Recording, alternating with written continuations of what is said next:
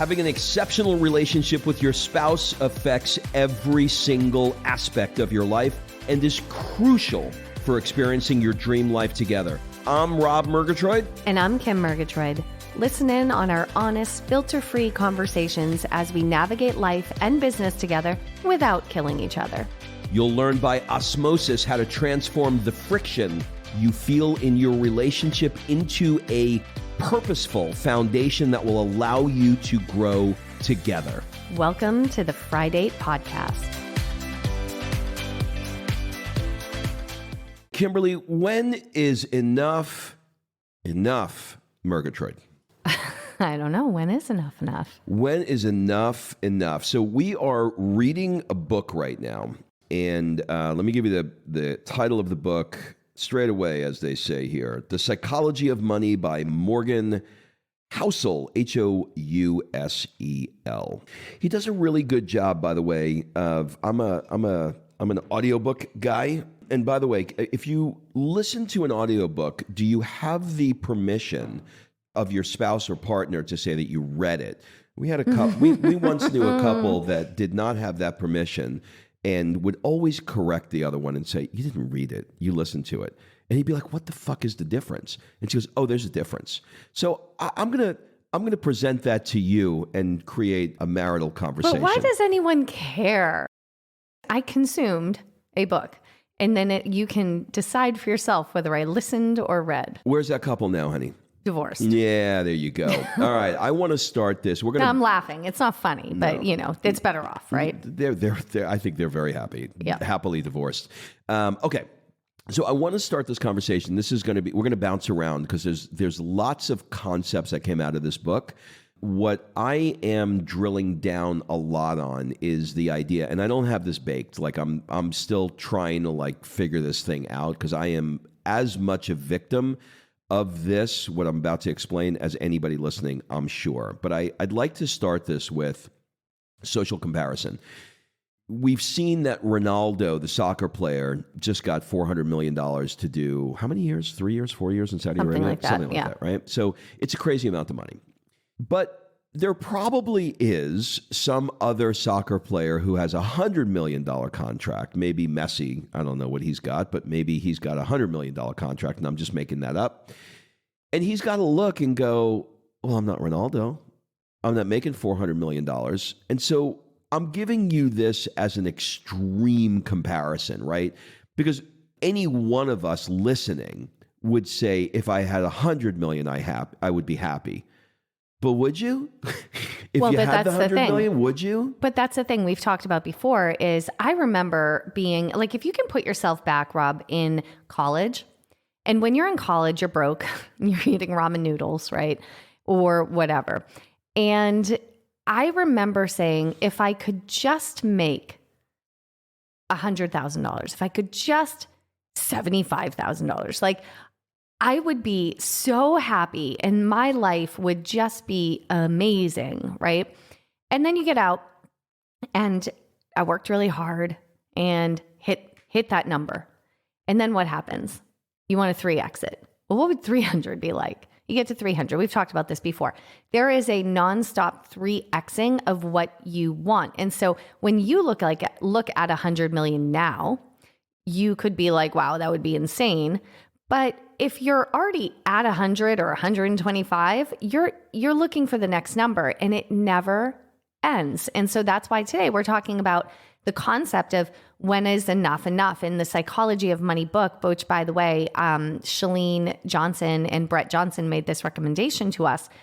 It is such a good book because right now, I think the biggest problem in the world for solopreneurs and influencers, like that whole online entrepreneur thing, is this social comparison. Number one, everybody's looks the same. You got the influencer hat and the big dress, and you're talking about the same things and using the same quotes, and it's kind of repetitive. One, and two, it's nonstop comparison to what that person's life looks like on social. And there's the reel, and then there's the highlight reel. There's the behind the scenes reel and the highlight reel. And yesterday, Rob, or 2 days ago, Rob woke up in the morning and I did an Insta story that's really real. And he took the wrong pill. He takes 3 different vitamins in the morning, and one of them is for hair growth. One of them is for overall cellular health, and one of them is inflammation. Well, he made a mistake and he took the magnesium pill that's for the number 2, to keep yourself regular. And as this moment was unfolding where he realized he took the wrong pill and he was going to be shit in his pants for the rest of the day, I had to capture that because that is the actual reel that happens behind the highlight reel. Yeah, and I so appreciated it. I know you did, but that's what makes us relatable. And I think when you have this massive social comparison of having to keep up with the Joneses and keep up with the influencers, and their life looks so perfect, traveling around the world and doing, all these perfect things. And there's no one at the Trevi Fountain when they're there. And they got this, private audience with the Trevi Fountain or whatever it is that it's bullshit. They got up at 4 a.m. and they did that. And so there's no reel behind it. And that comparison leads you to want to accumulate more and more and more. And you never hit the goal because what you're looking at as your marker for where you want to go in life is fake. It's not real. And the happiness that you think it's going to bring you is the happiness they're showing on social media. And it's bullshit. Yeah, because the ceiling of social comparison is so incredibly high that there's no way that it's possible for anybody to hit it. And this book talks about it's a battle that you're never going to be able to win. And the only way to win is to not fight it. Okay, so here we are, right? So we're in the world of social media where, I have people constantly, and we've all seen it. It's like I'm going on social media. I'm off on social. I've been gone. I didn't even know you were gone. Do you know what I mean? And everybody's got to make an announcement. I'm back. You're leaving, and I'm back. And I don't give a shit that you left. I don't give a shit that you're back, right? So, but we all hate it, but we all are addicted to it. We're not supposed to do it, but it's probably within the first 3 hours of waking up, if not the first 2 seconds, we're scrolling it, whether we want to admit it or not. And what are we really doing? We're social comparisoninging it, right? We're looking at everybody else. Okay, well, how do you win this game? There's no way that you can win this game. And this is where this is where it's kind of fucked up, for me anyway. Because the idea in this book, there's a chapter called When Is Enough Enough? And God, it really just gets in my head here trying to figure out when is enough enough? Because you will never, ever, ever, ever, ever hit the point where you say it's enough until you make a decision to say it's enough. Now, there are people who've made decisions like monks, right? I see people walking around here, the Hare Krishnas, right? Weirdly, there's a lot of Hare Krishnas here. I went from LA with Hare Krishnas to Florence with Hare Krishnas. And they made a decision to say, I'm leaving all the worldly trappings behind. I'm going to wear this orange shmata and I'm going to walk around singing Hari Hari and, and it's all reminiscent of John Lennon and the Beatles in this, in the 60s. But they made a decision to draw that line and say, enough is enough, and I'm going to be happy with my life. So on the one hand, I look at their cute little shaved heads with their ponytails coming out of the top and going, well, okay, they all seem pretty happy. And then I look at my friends on social media that are grinding away and trying to get more to be happy as well. Now, on the one hand, if you are constantly growing and you want to have a life that's filled with abundance and fun and travel, well, then you're always going to be pushing that envelope to try and get more. But if you could never be satiated and you're always trying to push it to go from the 3-star hotel to the 4 to the 5 to the 6 to the private jet to the 3 private jets, from the 100 million to the billion, where is that line? So how does one make the decision of when is enough enough? And I know that if I had this conversation with many of my entrepreneur friends, the answer would be it's never enough. It's never going to be enough. But I also know that if you don't make a decision of what enough is enough for you that you will never, ever be fully happy. I think that the thing about the happiness and money, right? People think that the money is going to bring the happiness. It's not. It's going to bring options. And there's plenty of rich ass people that are miserable. I just saw this thing on TikTok. I don't even know what the account was, but some $1 trillion or something account popped up on my feed. And it was a kid who had like this, old geeky picture of himself. And he's like, I had no money. I had no friends. I had no self-confidence. And then 5 years later, I have all these friends because I'm a trillionaire. And I'm like, okay. So, but if no one liked you then and now they like you, don't you see that they like you for the wrong reason? Like why are we putting this out for people to be inspired by? Yes, I have no friends. And so I'm going to make $1 gazillion so I can buy my friends. No, there's other things that you can work on, like being kind. He said something, there's an entire chapter, Rob, I don't think you've gotten to it yet, where he talks about the cool car.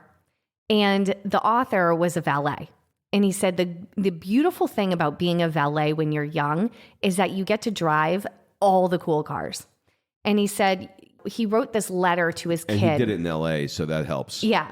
And so he wrote this letter to his kid and he said, you might think you want a fancy watch or a cool car or a big house, but what you really want is the respect and admiration of others. And so he talks about how these guys would drive up in these cars and sure, people look and they gawk because it opens like bat wings or whatever happens. He said, but everyone's looking at the car. No one cares about the driver. No one gave two shits about the driver. They might look at him and make the assumption, oh, I bet he has money. But like, where does that go? So you get 1 second of admiration from a stranger.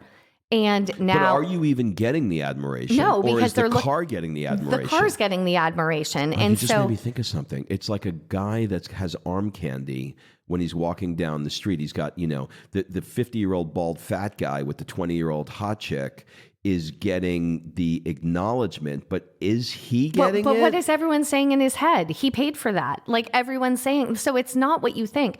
So he went on in the letter to his kid, he said, you don't want these things, but what you want is respect and admiration of others.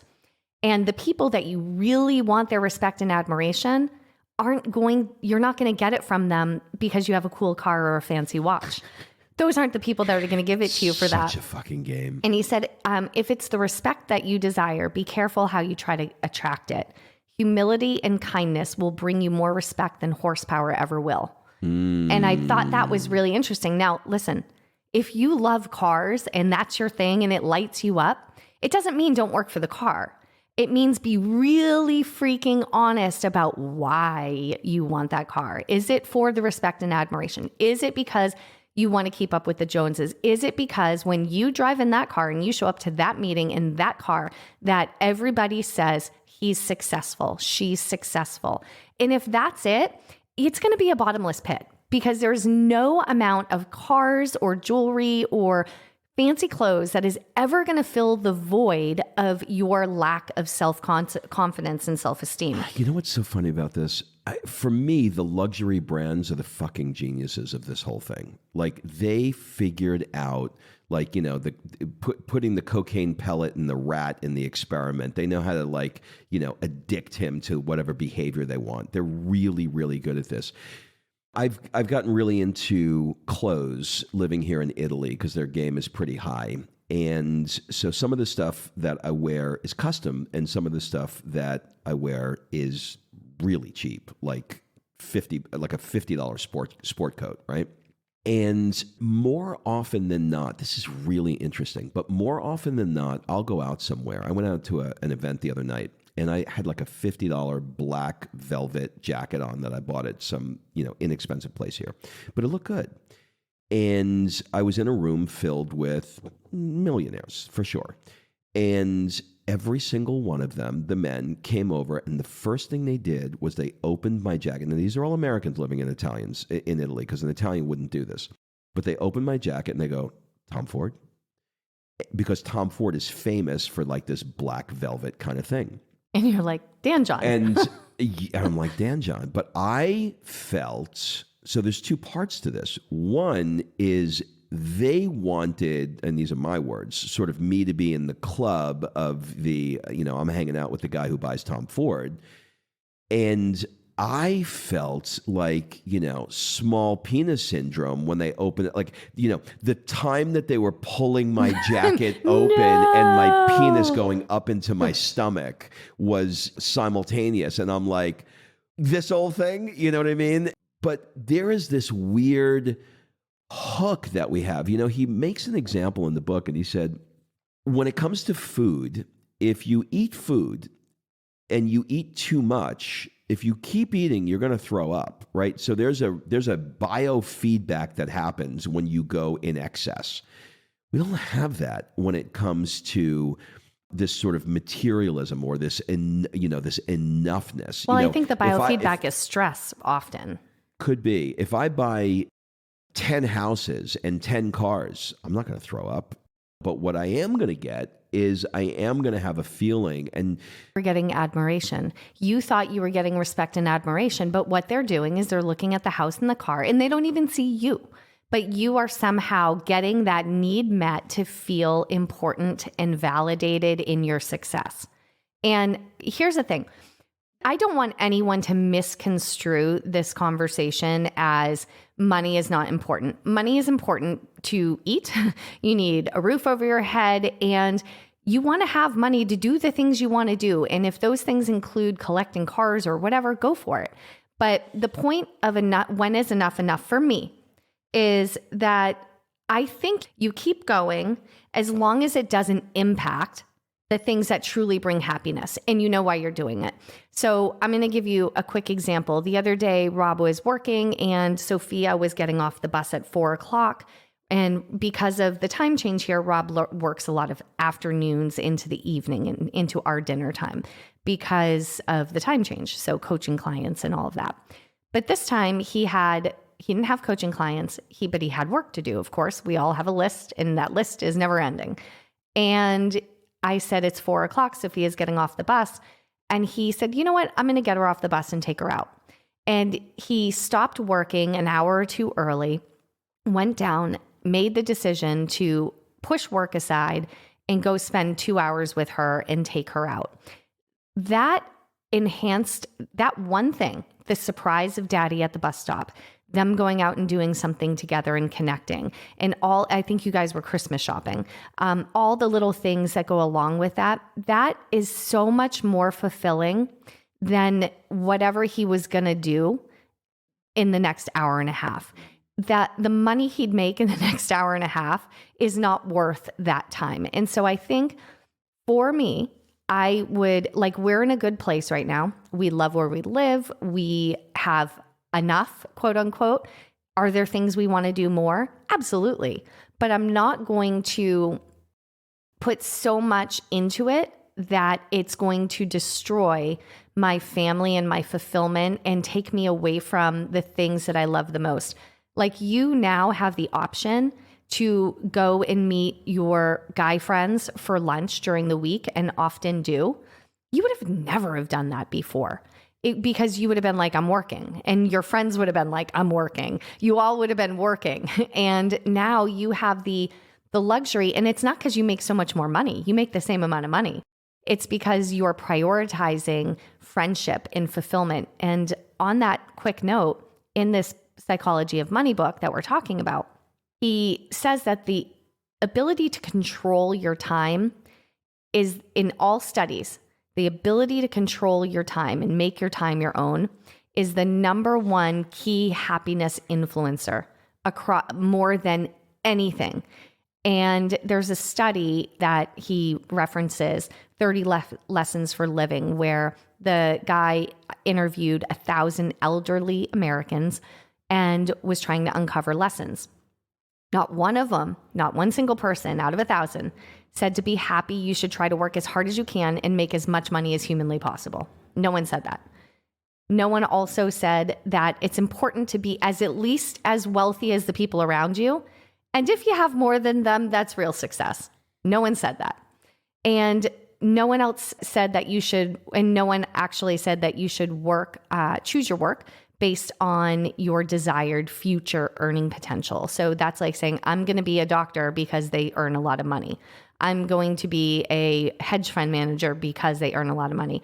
That does not bring happiness.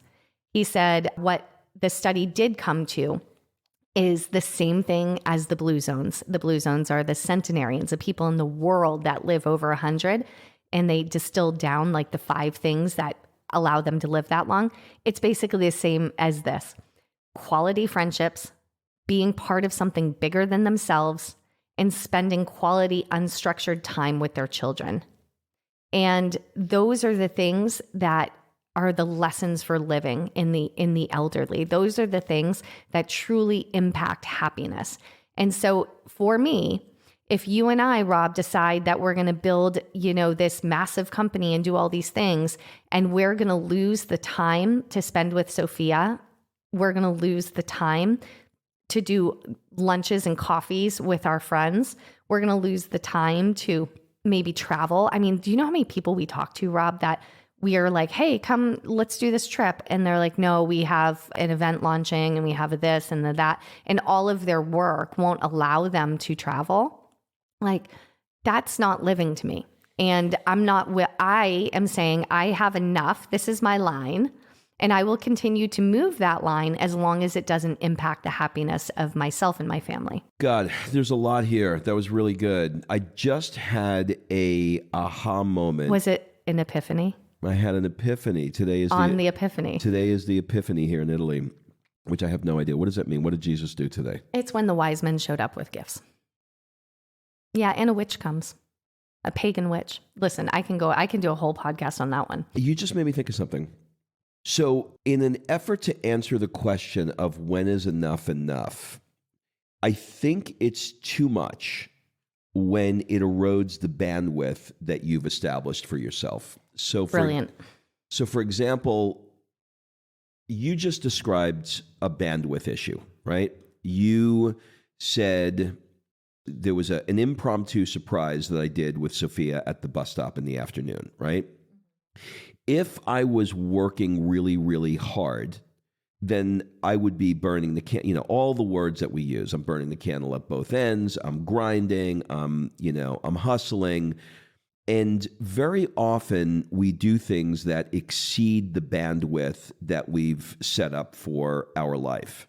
And we do that because we are capable of doing it, right? We're capable of pushing through when we're tired, pushing through when we could be spending time with our family, pushing through, not getting enough rest or sleep or whatever. But we're pushing through it at the expense of our life, right? Okay, let me make a slight left turn here, and then I'll come back to this. You have been really helpful in helping me think about nutrition. Coming here in Italy, the food is so fucking good. All you want to do is eat it all the time, right? So even though you can lose weight being here, you can also gain weight because it's so good that you want to overeat, right? And so, you've been saying to me, well, are you really hungry? Like, where are you? Are you at 50% hunger, 60%, 80%? So there's a gauge in where you are. And the understanding that Italians have in moderation with, setting time off to be with families, in not overeating, is an exercise, I think, in some ways in bandwidth and regeneration of that bandwidth. So, like, I got a message this morning from, we got a little group here that we call the Negroni Bastards, right? We're just 4 or 5 guys that just really connect with each other over Negronis. And so our WhatsApp group is called the Negroni Bastards. So I got a message this morning from them. And they're all, one's in South Africa who's doing a lecture. Another one is in Calabria. It's home with their family. And we're all messaging each other, trying to get together next week. And so there's 2 things in that. One is, while we are all away during this holiday time, we're trying to find time to connect with each other. Now, that's a bandwidth that I've established in my life that I am not going to not make time. So getting back to the enough is enough point, If I want to protect that bandwidth and have the available time to do the bus stop pickup or to hang out with the Negroni Bastards or to take the extra week off during the holiday time, then I need to have that bandwidth.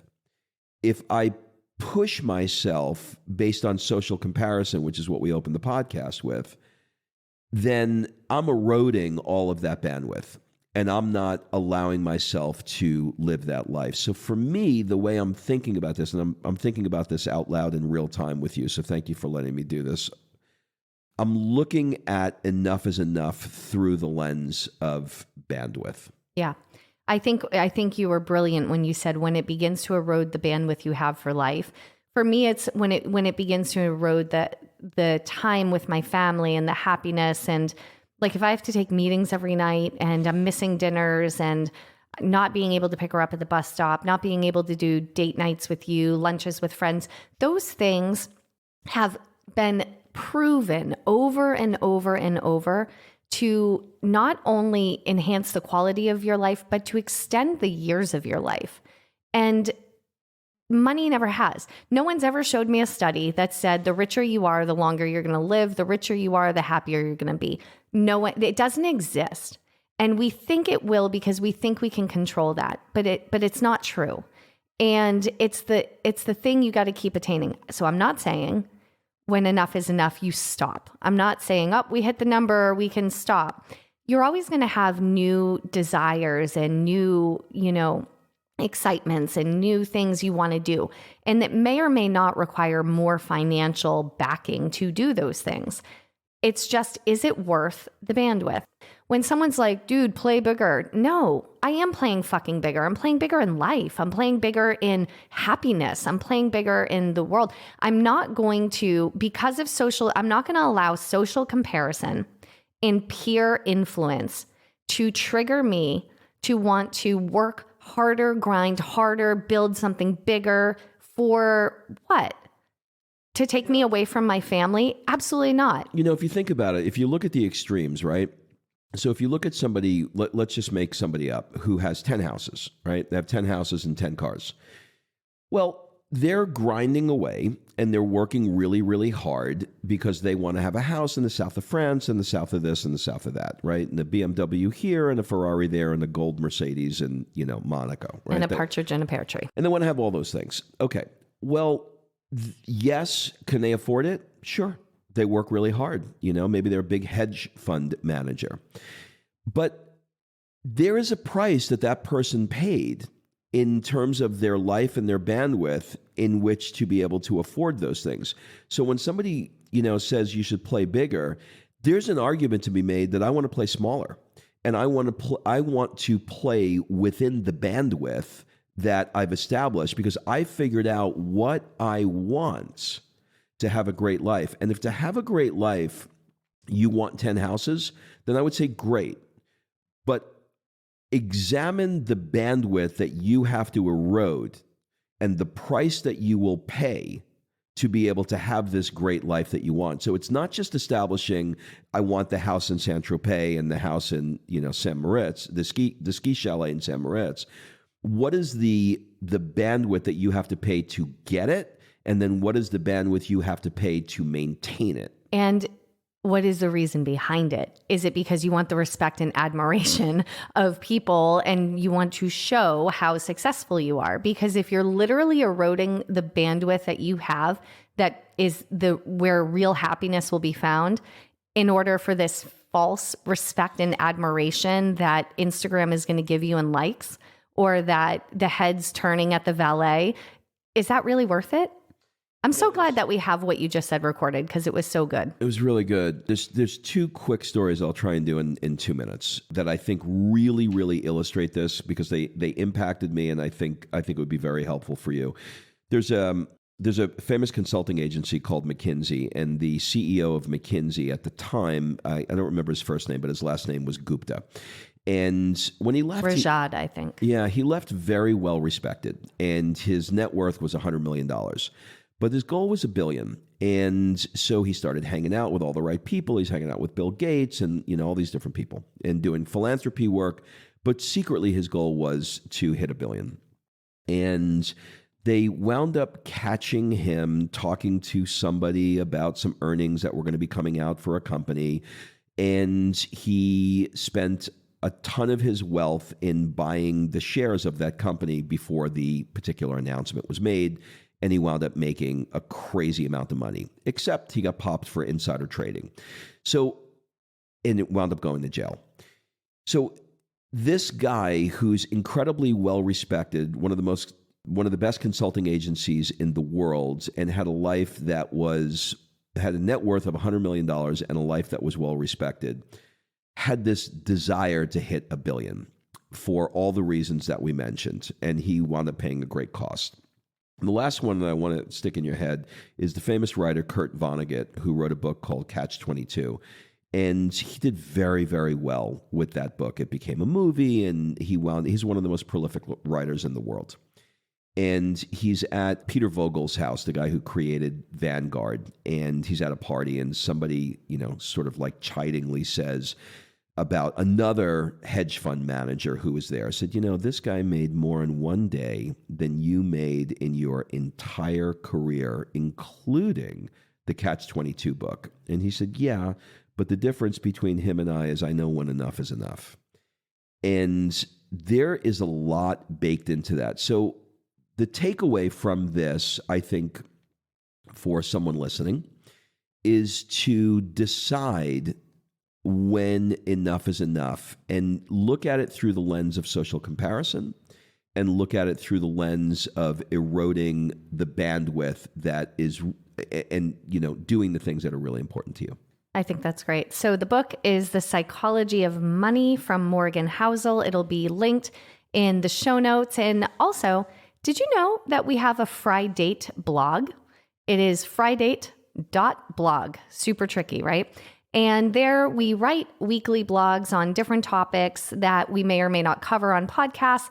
You can get additional information and kind of, see what's going on in the world of Friday when we're not on the mic. Is that Fri-date or just Friday? Nope, Friday, FRIDATE.blog.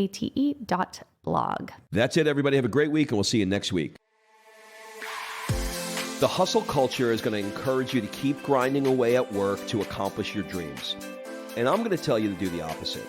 Break out from behind your desk and join us on our next Work Hard, Play Hard Platinum event in the crystal clear blue waters of the south of France.